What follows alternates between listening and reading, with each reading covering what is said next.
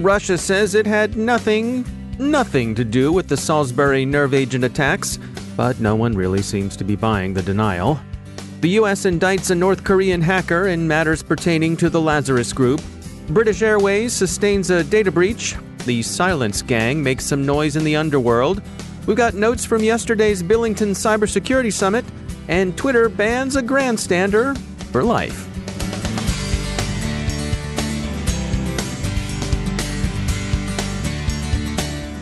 Now I'd like to share some words about our sponsor, FireEye. They're hosting their annual Cyber Defense Summit in Washington, D.C. from October 1st through October 4th. The first 2 days are devoted to introductory, intermediate, and advanced training. It's hands-on, small group, and interactive, and it's going to be conducted by some of the best in the business, FireEye's experienced cybersecurity experts. Check out the list of courses at summit.fireeye.com. But of course there's more, and you won't want to miss that either. The 64th U.S. Secretary of State, Madeleine K. Albright, will be there to deliver the guest keynote. Her topic? Economy and Security in the 21st Century. And former Home Depot CEO Frank Blake will share what he learned from his company's 2014 data breach. Don't miss it. To learn more and to register, go to summit.fireeye.com. That's summit.fireeye.com. And we thank FireEye for sponsoring our show.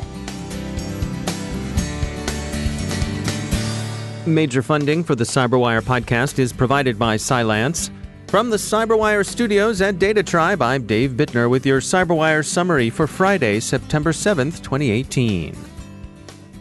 Russian authorities responded to British accusations before the UN that the GRU carried out an attempted assassination in England, by doubling down on increasingly implausible denial and counter-accusation. The Moscow Times reports that Ambassador Vasily Nebensia said of the Skripal incident that, quote, "We take it very seriously, and we have been asking for cooperation from the UK authorities from day one," end quote, as if the aggrieved party here is Russia and no one else. The information operation may be wearing thin, but it would probably be a mistake to regard the apparent recklessness of the GRU operation as evidence that Moscow's hoods are stumblebums. The brutal directness of the attack carries a message of its own. The UK and in all probability its closest allies are preparing to strike back in cyberspace.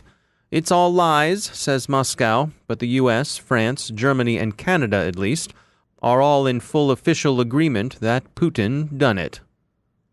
One clarification, Mr. Nebensia did tell the press that, quote, "There is no GRU, by the way. I forgot to tell the UK ambassador. It was renamed to the Chief Directorate of the General Staff.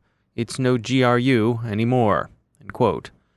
The proper acronym would be GU, that is Chief Directorate, as opposed to Chief Reconnaissance Directorate. People reporting on Russia know this, but most of them have preferred to hold on to the former letters, not only for familiarity, but for the three-letter genre common to many intelligence services like SVR, FSB, and so on. So, pedantically noted, but we're going to keep saying GRU. The name change barely amounts to a rebranding. We'll continue to say we're going to Dunkin' Donuts, even after they rename themselves Dunkin'. It's the same reliable product. Some observers think the GRU, yes, we'll say it again, is becoming an embarrassment for Russian President Putin. Disdainful accounts of the GRU officers' carefree wanderings in front of British surveillance cameras by UK authorities have fed this line. Other observers aren't so sure and think it means instead that the GRU has become Mr. Putin's preferred tool for instilling shock and fear. The second alternative seems likelier.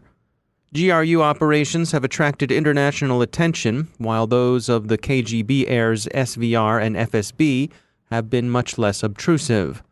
The GRU has certainly become the noisy one of the trio.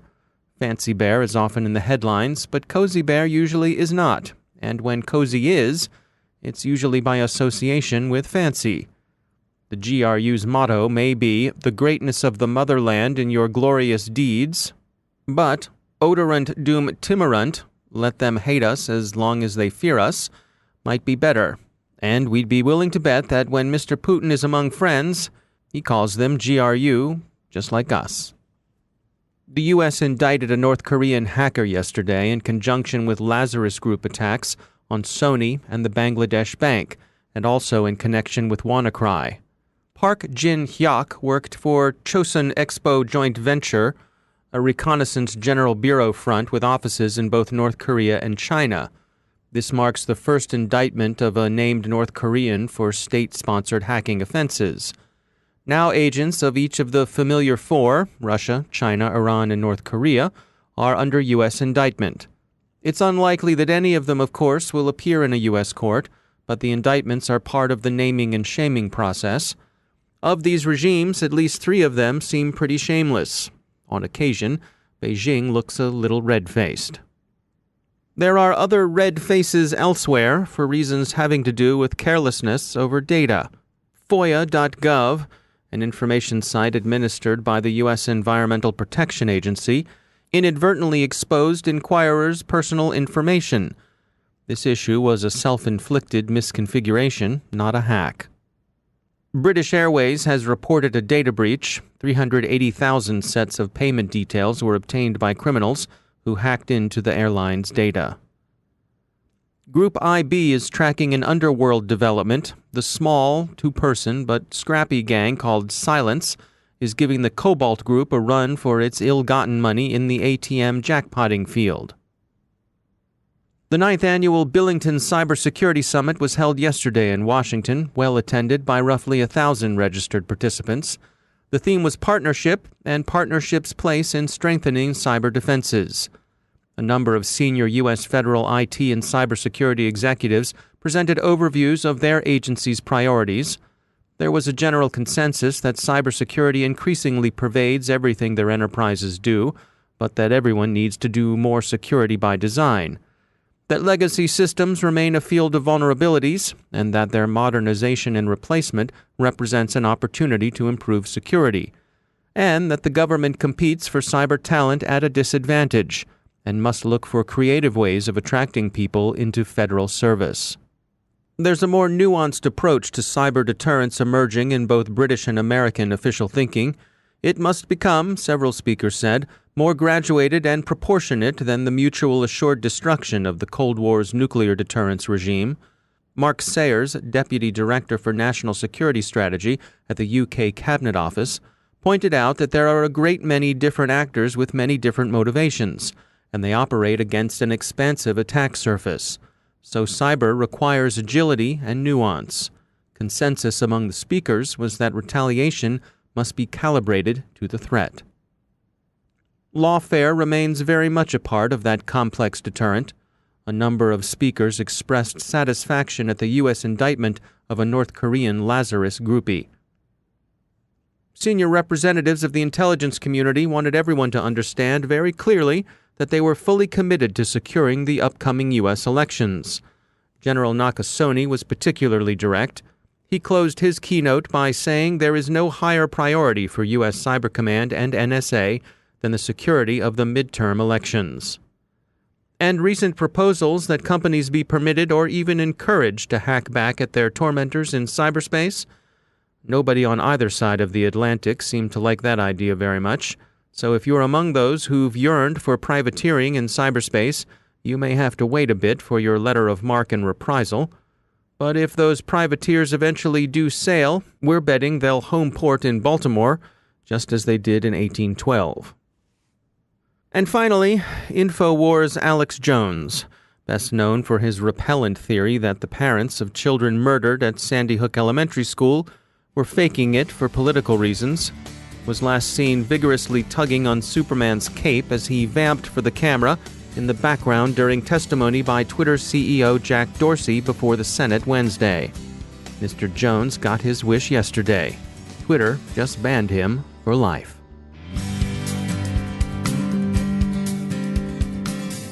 I'd like to take a moment to tell you about an exciting CyberWire event. It's the 5th annual Women in Cybersecurity Reception. It takes place October 18th at the International Spy Museum's new facility at L'Enfant Plaza in Washington, D.C. The Women in Cybersecurity Reception highlights and celebrates the value and successes of women in the cybersecurity industry.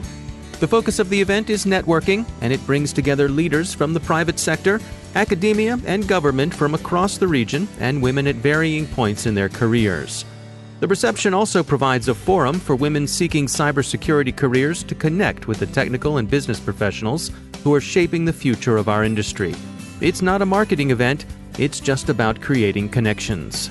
We're grateful to our sponsors. We mentioned some of them yesterday. Here's a few more. Our art sponsor is ZeroFox. Our silver sponsors include Delta Risk, Secure Strux, CyberSec Jobs, Symantec, Lewis, Talos, and Revolutionary Security. Our women-owned spotlight sponsor is Edwards Performance Systems and Shared Assessments.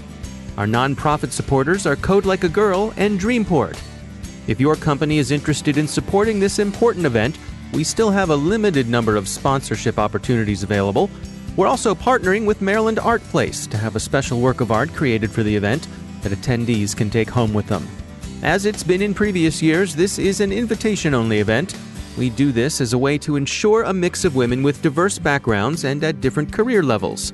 If you're interested in getting an invitation to this year's event, tell us a little bit about yourself and request one at our website, thecyberwire.com/WCS. That's thecyberwire.com/WCS. We look forward to hearing from you, and we hope to see you there.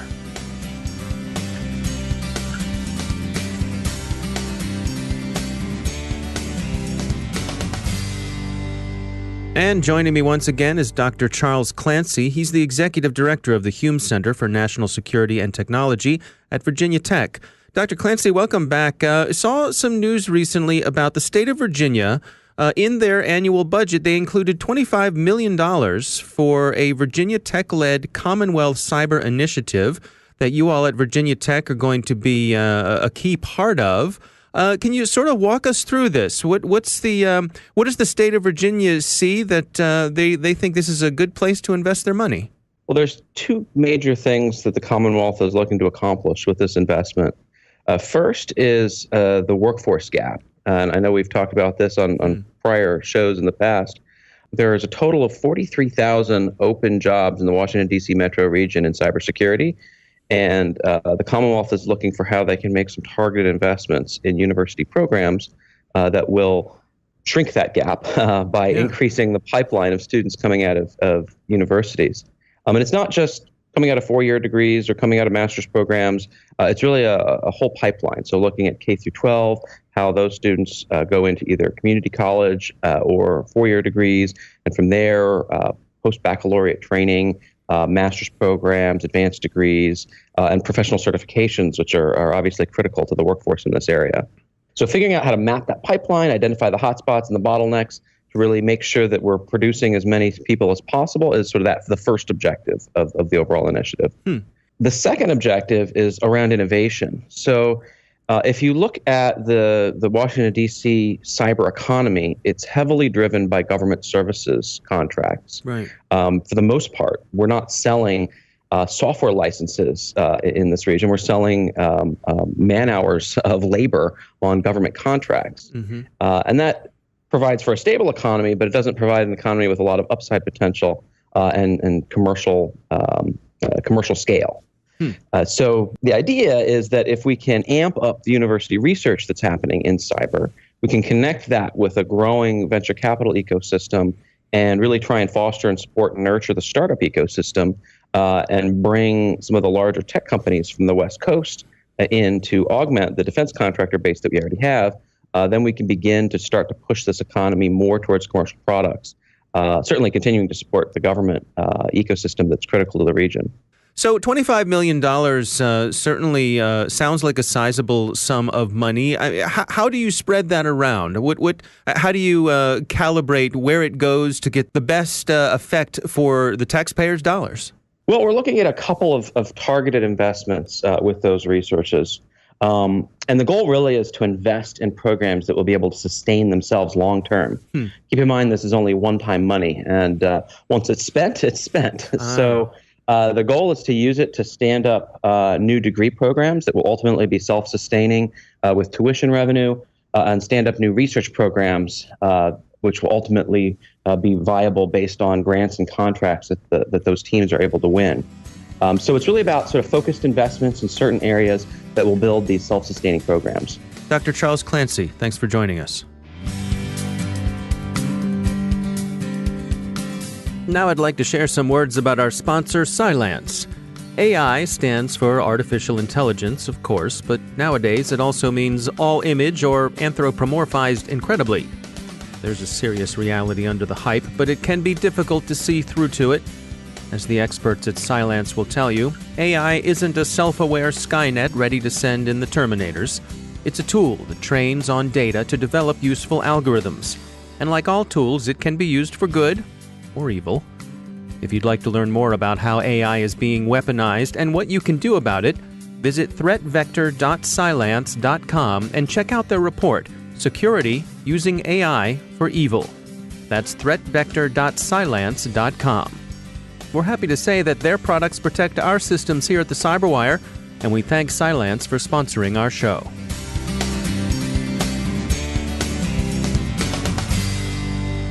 My guest today is Rich Baich. He's a graduate of the United States Naval Academy and the Naval War College. Following his service, he was a principal at Deloitte, where he led their global cyber threat and vulnerability management practice. Today, he's the Chief Information Security Officer at Wells Fargo, where he manages a security organization with over 2,000 staff, securing and enabling Wells Fargo's enterprise. Responsibility here at Wells Fargo includes kind of the overall strategy and execution of our information security program. And that's kind of looked at in different facets and capabilities. So that would include things such as access management, technology engineering, or I should say information security engineering, network security, cryptologic services, distributed engineering, policies, security awareness, governance, risk assessments, third-party information security, and we call cyber defense, which would be things such as a traditional security operations center, which we call our cyber threat fusion center, our red teams, our operational security, cyber threat intelligence, and then, of course, all the governance that goes into running a program. Now, it's a lot going on there, as you describe it. What is your strategy for keeping an eye on all of that? What's your management style? Yeah, so from a management style standpoint, we really focus on risk management. At the end of the day, when I think about how we make decisions and where we invest and how we define good, the best analogy I can think of is the decisions either you make as a personal investor, like a portfolio management, or something like credit risk. When a financial institution grants somebody credit, they are granting credit with the possibility and a risk that an entity may not, pay it back. But you come up with guidelines and data points that allow you to accept that risk. So when we look at what we're doing here, we're trying to make sure that we understand the risk and are allowed to make good decisions on that risk. You could keep buying more, you can keep doing things differently, but the risk will probably always remain because we're connected to the to the internet. Right. And so if the people who are working for you, what are your expectations in terms of the way that they communicate things to you, the way they describe their needs, set their budgets and their priorities, and things like that? Great question. So my expectation of my leadership team is to run their organizations like a business. And what I mean by a business is I want them to feel ownership and accountability of the capability portfolio that they establish, and to understand that the capabilities that they're designing, that they are funding, what risks are they trying to address. And I encourage them to, when they're thinking about it, to use kind of a formula to help drive their decision.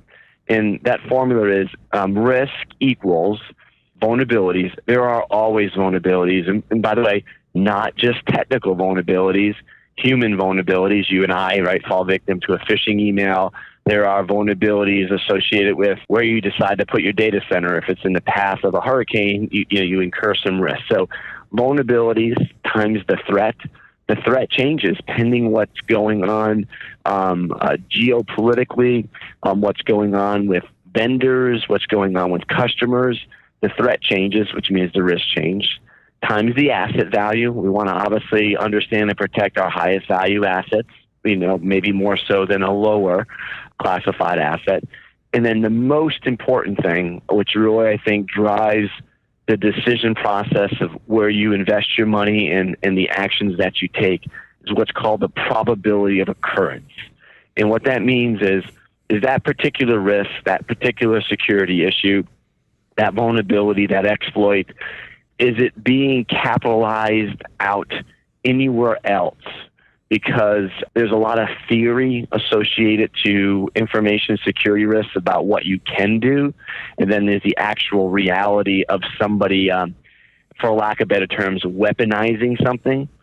So when that becomes kind of weaponized, the risk goes to what I would call the actionable level of risk. You have to make it a priority, because if another entity has fallen victim as a result of a particular action or exploit, it's just a matter of time before they potentially turn and focus it on your organization. So that should help them with their priorities. My goal is to know about it, get it, and use it. The most important thing is a lot of people like to know about things, but they may not get it. Or they may know about it and get it and not use it. And then some people may use it, but not the right people get to use it. At the end of the day, if that information can help us get awareness, whether that be proactive, preemptive, situational, to the right decision maker in the organization, the right risk manager, because everybody should be a risk manager when you're making decisions.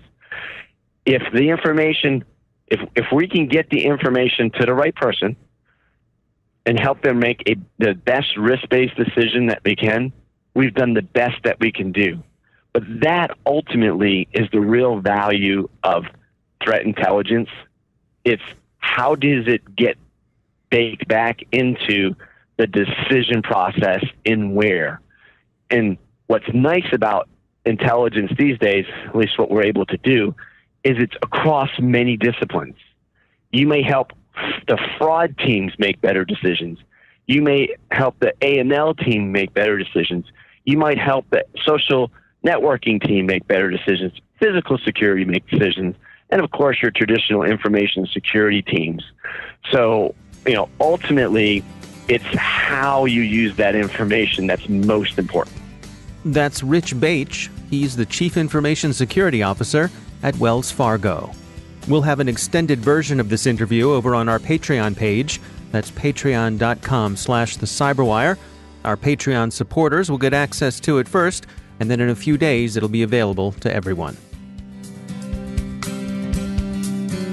And that's the Cyberwire. Thanks to all of our sponsors for making the Cyberwire possible, especially to our sustaining sponsor, Cylance.